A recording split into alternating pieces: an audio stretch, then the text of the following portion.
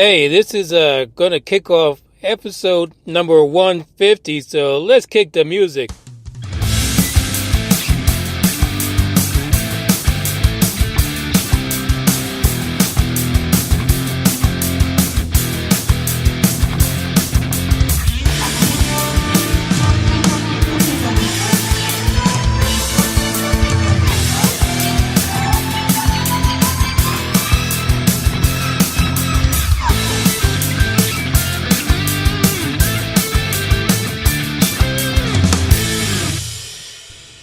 This episode of UFO News on UFO Buster Radio is brought to you by Insanity, because sometimes it just feels right. Alright, I'm just kidding.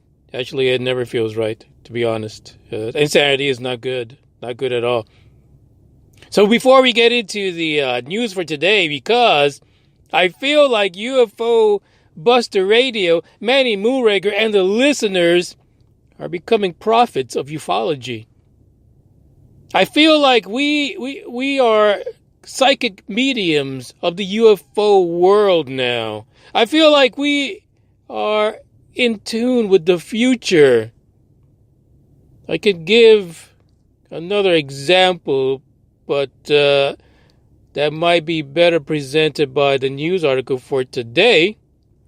But before we do that, we got to talk about the rubber dickies, because, again, for a brief moment, for a slight moment, maybe seconds, maybe mere seconds, Tom DeLonge took the lead in the 2018 rubber dickies by one vote. One mere vote. And I'm telling you, it must have lasted seconds. I don't know really how long it did, but all of a sudden, Tom DeLonge and Elizondo are tied up again for first. Somebody's not voting. Somebody's not getting out there and supporting their rubber dicker. Who is it? Is it you? Is it you? You're sitting at your desk right now, typing on your computer, thinking that the Moonraker has lost it, but you haven't gone to the link that's in the description to vote for the rubber dicker of the year. Are you going to be the tiebreaker? Are you going to be the one that decides who gets the award? Wouldn't you kick yourself in the nuggets if it turns out that your vote could have turned the tide here? Wouldn't you be so upset with yourself? Wouldn't you just be eye gouging and throwing yourself on the floor like you're having a tantrum or seizure just because you didn't vote? Come on. Don't hate, participate. Get in there. Click the link. Stop the podcast right now. Stop the podcast. Hit pause. Hit the link. Choose two rubber dickers of your choice. And you know, with my luck, everyone's voting for Elizondo and Tom DeLonge. And maybe that's what's happening, because you get to pick two no goodniks of ufology. And maybe that's everybody's picking the same two, and that's why we have this problem. Shit, I didn't even think about that.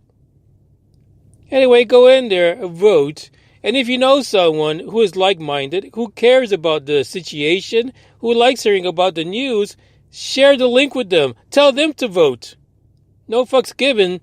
We need some people on the ground here. We need people to promote this so that we can get the word out. And voting is still going on in UBR Truth Seekers. If you haven't joined that, I mean, at this point, I don't know what to tell you. You should have been joining a long time ago. Let's be honest about that. Anyway, let's look at what's the news report for today.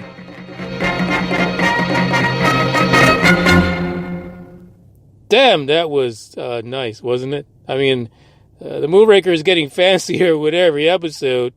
No fucks given. Don't hate. Appreciate. Anyway, I don't know why I keep saying shit like that. It must be because it's Thursday. The weekend's on. It's on its way. The title for this particular article is "A Billionaire's Plan to Search for Life on Enceladus."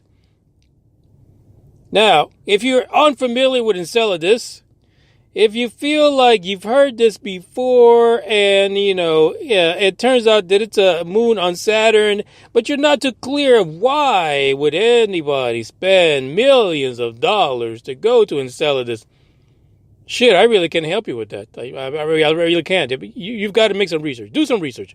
Go out there and find out, or read the article that's linked in the description, because it is pretty lengthy and it tells you quite a lot. But let's get some background information, because Enceladus, of course, is a moon of Saturn. And back when Cassini was doing its rounds, and they discovered there were some plumes being shot up into space from this mere little 310-mile moon, it turns out that it was of the type of fluid that people need to live on, that possibly there's something going on, because if this little moon had H2O, also known as water, then possibly there could be life. If you look at the image for this particular episode that you clicked on to listen to, it is a picture that was taken way back when by Cassini of Enceladus. And if you look at that picture, just look at the picture and look at how beautiful that moon is. Doesn't that moon just reek of water? And that, my friends, is why we are here today, because apparently NASA, as we've been saying the last few episodes, that NASA needs to do with Elon Musk, it turns out NASA has actually done a deal. NASA has decided that they're going to strike a deal and use some of their space knowledge with good old billionaire Yuri Milner, who is also a physicist. But listen, let's not get things twisted. Let's go back to who Yuri Milner is. Yuri Milner is part of the board of directive, member of the Breakthrough Initiative. The Breakthrough Initiative. If you remember the Breakthrough Initiative, it was kind of announced before the passing of Stephen Hawking, who was also, or the late Stephen Hawking was, a board member of this group. There was an announcement made about a particular project. The project was called the Breakthrough Starshot. The Breakthrough Starshot was supposed to send a shitload of probes into space to the nearest star, and these probes were going to travel at 20% the speed of light. And there was a big deal about this. But unfortunately, this episode is not about that, so we don't know what the status is. But if you're interested, research the Breakthrough Initiatives and the Breakthrough Starshot. There is also another project for this group that's going to be going up, and it's called the Breakthrough Listen Project. And this particular project is searching over 1 million stars for artificial radio and laser signals. I mean, no fucks given. This little group here that Milner's got going on has got some really interesting projects. But is this shit getting off the ground? I don't know. But we're talking about Enceladus now, because apparently Yuri Milner found the discovery of Cassini's little flybys of Enceladus to be quite fascinating. And also, there are indications of life.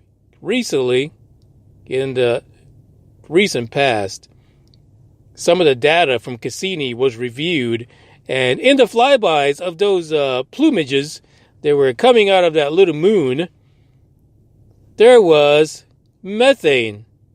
Now we know science loves methane because they smell up them farts over in Mars, and that's why people are so bent over backwards 4.2 far going nuts over Mars, because of the fact that there's seasonal methane that's being shot up into space.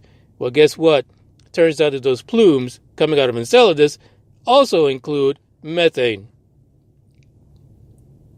So the idea here is that an agreement has been signed between NASA and the nonprofit group Breakthrough Starshot Foundation just passed in September to basically, well, it's going to cost NASA about $70,000 to kind of help Milner's group produce a concept study for what they're going to label as a flyby mission to get more data on Enceladus. And here's my thing. Why don't you just crash the shit into the damn water, into the ice or whatever, and get up close and personal? NASA does that shit all the time on Mars. Just get in there. Stop fucking around. We're done. Cassini already did a flyby. Just get your ass in there. Let's do this. Let's get it done. Forget about the fucking flybys. So it turns out that this idea was first reported back in November 8th of this year on the New Scientist magazine. So listen, it's a great idea, and it's exactly what we've been talking about the last few episodes. Why doesn't NASA pull itself up by the freaking big girl panties and make a deal with somebody? Join up with a millionaire and get some shit done. And here you go. Son of a gun, here you go.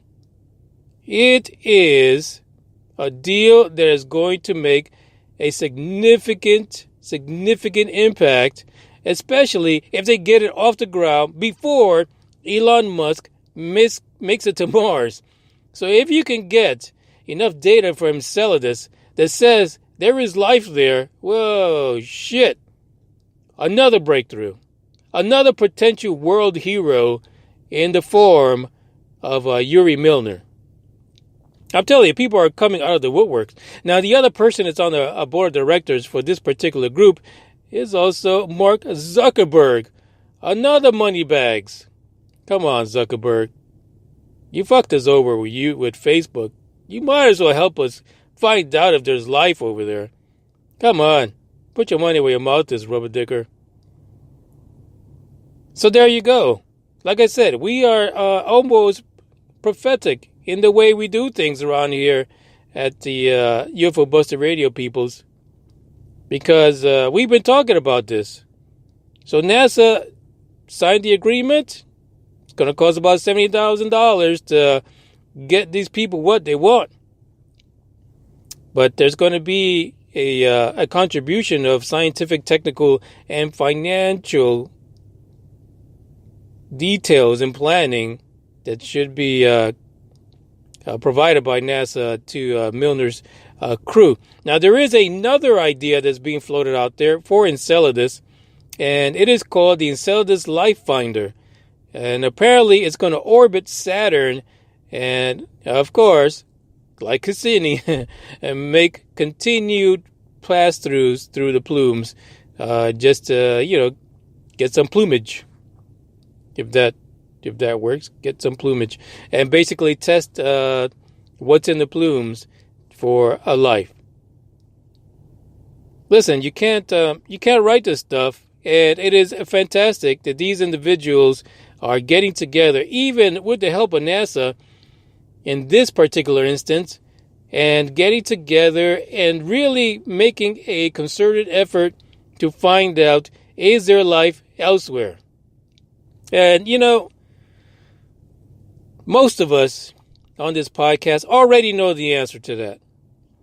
Or at least we strongly believe that there is, without a doubt, and it's almost mathematically impossible for there not to be life elsewhere. But it takes people with deep pockets and scientific knowledge to make the world believe that that is the case. And that is what's going to happen. So the race is on. Who's going to be the first one to find life outside of this planet? Is it going to be Elon Musk? Is it going to be NASA's little rover that's going to go up in a few years? Or is this breakthrough initiative, is Milner going to be the one to get there first and give us the answer? And then what happens afterwards? Once we have the answer, then what? Because, no one's going to assume that ET really exists in spacecrafts and little gray people just because we find microbial life. So how do we bridge the gap then?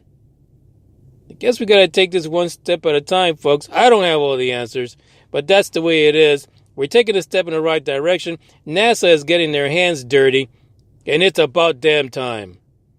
Don't forget to follow me on everything social media, Facebook, Twitter, and Instagram. And if you like the podcast, even if it's just a little bit, maybe you like every other episode. I don't know what it is. But just share it. Like it.